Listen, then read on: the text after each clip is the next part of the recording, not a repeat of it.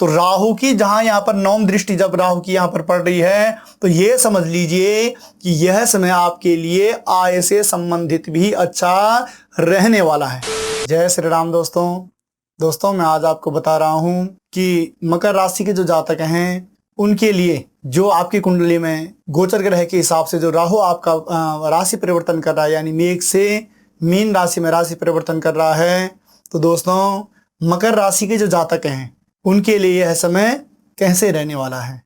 जबकि दोस्तों राहु क्या है कि किसी भी राशि में जब गोचर ग्रह के हिसाब से चलता है तो वह क्या रहता है 18 महीने, यानी किसी भी राशि में अगर गोचर के हिसाब से हम देखें तो यह 18 महीने रहता है और पुनः 18 साल में यह फिर से आपकी राशि में आ जाता है। जब एक बार आपकी राशि से जाता है तो उसके बाद फिर पुनः 18 महीने में आता है, क्योंकि राहु अष्टदशा मृताम, राहु की जो महादशा होती है दोस्तों यह क्या होती है 18 साल की होती है, यानी कि 12 और 6 18, यानी 1.5 साल यह एक राशि में रहता ही रहता है, 18 महीने लगभग रहता ही रहता है। तो दोस्तों आज हमें ये जानना है कि जो मकर राशि के जो जातक हैं उनके लिए यह समय कैसे रहने वाला है, जबकि राहु जो क्या है, राहु का क्या है राशि परिवर्तन होने वाला है। तो दोस्तों सबसे पहले तो देख लेते हैं मकर लगन से, ठीक है, मकर लगन से देख लेते हैं। तो मकर लगन से राहु आपके कहाँ बैठे हुए हैं, तृतीय यानी भ्रातृ भाव में बैठे हुए हैं। और दोस्तों यह छोटे भाई बहनों से संबंधित भी है, स्वयं का भाव भी है, पराक्रम इत्यादि का भाव भी है, और इससे हम गुप्त शत्रुओं का भी क्या लगा सकते हैं, अनुमान लगा सकते हैं। तो जब आपके लगन से राशि लगन से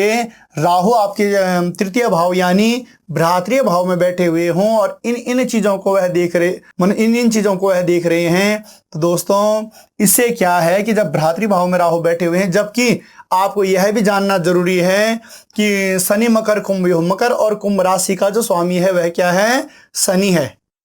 और शनि और राहु दोनों क्रूर ग्रह हैं और दोनों क्या हैं, मित्र राशियां भी हैं। तो दोस्तों ये देख लीजिए कि जब यह आपके मतलब तृतीय भाव में बैठा हुआ हो तो यह क्या करेगा कि थोड़ा सा मतलब हमें क्या करना चाहिए इस समय कि छोटे भाई बहनों के साथ में या अपने भाई बहनों के साथ में मैं किसी तरीके से कोई मतलब अगर हम व्यवसाय इत्यादि के दृष्टिकोण से देखें तो मैं उसमें थोड़ा सा सावधानी बरतनी चाहिए। और उसके बाद क्या है कि यह इसका भी है, गुप्त शत्रुओं का भी है। तो अगर गुप्त शत्रुओं के हिसाब से हम देखें दोस्तों तो गुप्त शत्रुओं के हिसाब से मतलब ये है कि यह समय आपके लिए मतलब आपका कोई भी अनिष्ट नहीं कर सकता, क्योंकि आप इस समय चौकन्ने रहने वाले हो। उसके बाद पुनः हम राहु के दृष्टिकोण से देखें मकर राशि वालों के लिए, तो राहु की प्रथम द्वितीय तृतीय चतुर्थ और पंचम दृष्टि उसकी कहाँ पड़ रही है, अपने जीवन साथी का, हम इसे वो कहते हैं भाव कहते हैं, या स्त्री का भाव भी कहते हैं। यह काम वासना इत्यादि का भाव भी है, विवाह का भी है, व्यवसाय का भी है, मृत्यु का भी है। और इसमें क्या है, प्रत्यक्ष शत्रु यानी कि जो हमारे जीवन में हमें पता भी होता है कि यह हमारा अनिष्ट करने वाला है या यह हमारे अनिष्ट कर सकता है, कर रहा है, उनका ज्ञात भी हम इस भाव से करते हैं। तो विशेष रूप से जैसे मैंने यहाँ पर स्त्री लिखा हुआ है, तो यानी विशेष रूप से अगर हम इसे किसी चीज में प्रयोग करते हैं तो वह किससे करते हैं, स्त्री भाव से करते हैं, जीवन साथी से करते हैं, या काम वासना इत्यादि से करते हैं, या वैवाहिक जीवन इत्यादि से करते हैं।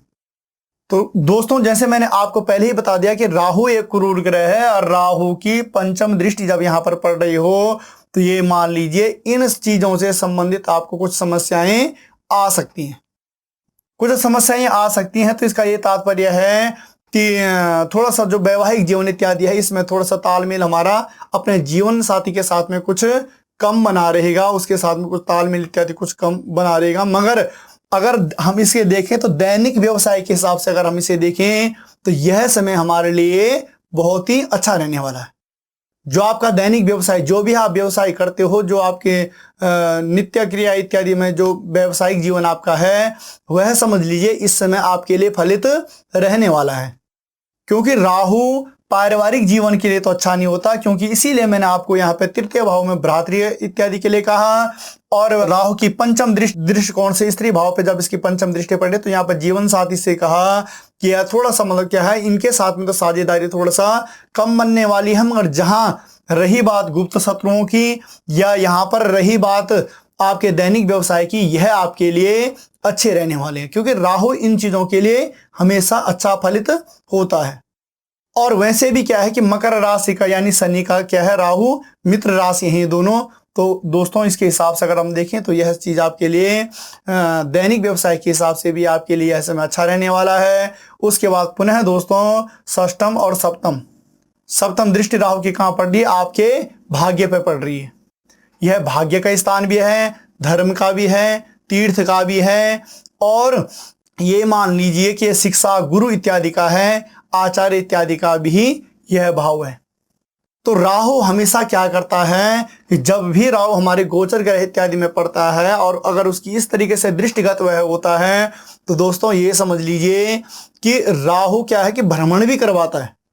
स्थान परिवर्तन के योग भी बनाता है। तो इस समय आपका ये मान लीजिए कि आपका जो भाग्य में जब राहु की सप्तम दृष्टि यहां पर पड़ रही है, तो ये समझ लीजिए कि इसमें भाग्य जो आपका है वह चमकता रहेगा। और भाग्य के साथ साथ में इस समय आपका जो धर्म भी है, तीर्थ इत्यादि गमन भी आपके होते रहेंगे। आप मतलब कहीं ना कहीं भ्रमण करते रहोगे, पूजा पाठ इत्यादि में आपका खूब सारा मन, खूब बढ़िया सा मन लगा रहेगा। और ज्यादा से ज्यादा मतलब आप क्या करोगे कि इधर उधर तीर्थ भ्रमण इत्यादि करते रहोगे। धर्म कर्म भी इस समय आपका खूब सारा चलता रहेगा। उसके बाद दोस्तों अष्टम और नवम यानी नवम दृष्टि राहु की कहां पड़ रही है, आपके आय घर में पड़ रही है। इसे लाभ का घर भी कहा जाता है, उपलब्धि का भी कहा जाता है, ज्येष्ठ भ्राता का भी है, बहन का भी है, और मनोकामनाओं का भी भाव इसे कहा जाता है। मनोकामनाओं का दोस्तों इसलिए क्योंकि आय जब आपकी इनकम अच्छी रहेगी तो समझ लीजिए कि आपका अपने आप ही क्या है, आपकी मनोकामना अपने आप ही वो सिद्ध होती रहती हैं। मनोकामनाएं जो हमारे मन में कामनाएं होती हैं कि हमारे एक अच्छा सा घर हो, गाड़ी हो, या अच्छे से अच्छा सा जीवन हो, हम भी इधर उधर घूमे फिरें इत्यादि, अगर ऐसी कोई कामनाएं हमारे मन में रहती हैं और जब हमारे पास आय इनकम हमारी अच्छी होती है तो अपने आप ही ये सारी चीजें अपने आप ही निकलती जाती हैं। यह हमारा जो खर्चा है वो इन चीजों में अपने आप ही मतलब जब हमारे पास आय की कोई कमी होगी ही नहीं तो अपने आप ये सारी चीजें होती रहेंगी। तो राहु की जहां यहाँ पर नवम दृष्टि जब राहु की यहाँ पर पड़ रही है तो ये समझ लीजिए कि यह समय आपके लिए आय से संबंधित भी अच्छा रहने वाला है, या जो आपकी मनोकामना इत्यादि हैं वह भी अच्छी तरीके से परिपूर्ण होने वाली हैं। तो उस दोस्तों ये तो राहु के हमने दृष्टिकोण से देखा कि किस किस तरीके से राहु आपके लिए फलित हो रहा है। और उसके बाद दोस्तों जैसा कि मैंने लिखा है कि राहु और केतु का राशि परिवर्तन, राहु और केतु का राशि परिवर्तन का ये तात्पर्य हुआ दोस्तों कि जहां राहु किसी राशि को राशि में परिवर्तन करता है उसी तरीके से केतु भी उसकी सप्तम दृष्टि में रहता ही रहता है, सप्तम भाव में।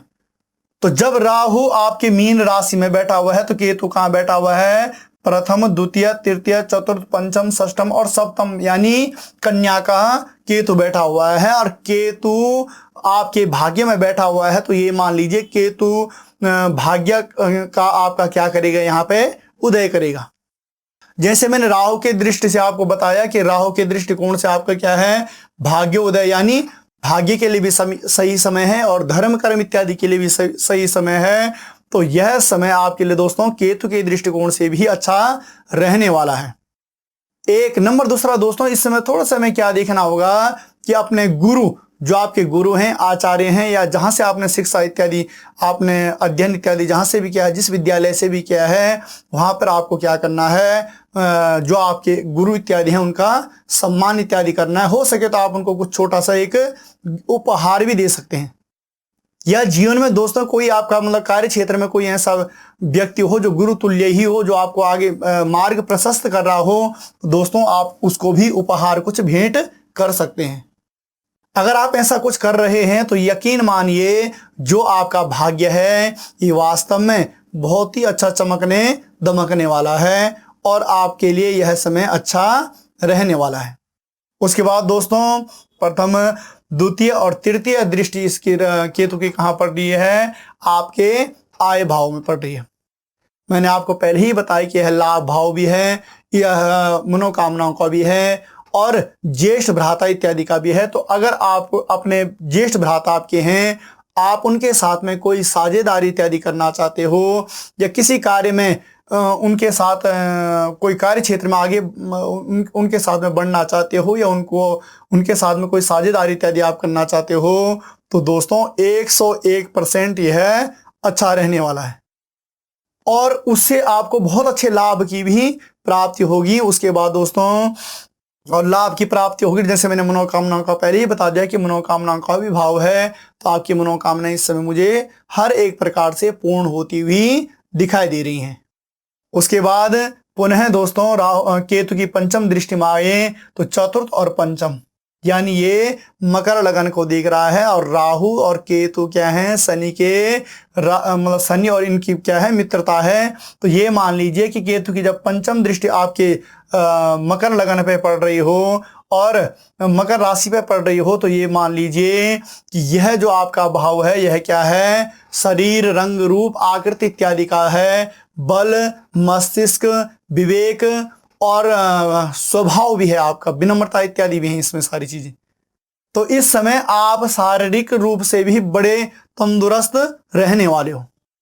खूब विनम्रता भी इस समय खूब अच्छी रहने वाली है आपकी और हर एक प्रकार से आपको शारीरिक सुख भी आपको प्राप्त होने वाला है। अगर इस समय हम आपके मस्तिष्क की बात करें तो वह काफी हद तक बढ़िया कार्य क्षेत्र में कार्य करने वाला है। उसके बाद दोस्तों षष्ठम और सप्तम भाव में राहु बैठे हुए हैं, तो यहाँ जब केतु की सप्तम दृष्टि जब हो तो ये मान लीजिए कि थोड़ा सा आपको क्या करना है, गले से संबंधित, कानों से संबंधित या श्वास से संबंधित नहीं, पर मतलब ये है कि थोड़ा खान पान का आपको ध्यान रखना है, किसी तरीके से मतलब कोई ठंडी चीजें नहीं खानी है, या ये मान लीजिए कि मतलब आपको क्या करना है कि जहां पर गंदगी इत्यादि ज्यादा हो वहां पर थोड़ा सा आपको कम ठहरना है, क्योंकि इनसे संबंधित गले से या कानों से या आपको स्वास्थ्य से संबंधित कोई विकार हो सकता है, तो थोड़ा सा इन चीजों का भी आपको ध्यान रखना है। उसके बाद दोस्तों पुनः हम आते हैं केतु की नवम दृष्टि पे, तो नवम दृष्टि कहां पड़ रही है, आपके संतान भाव में,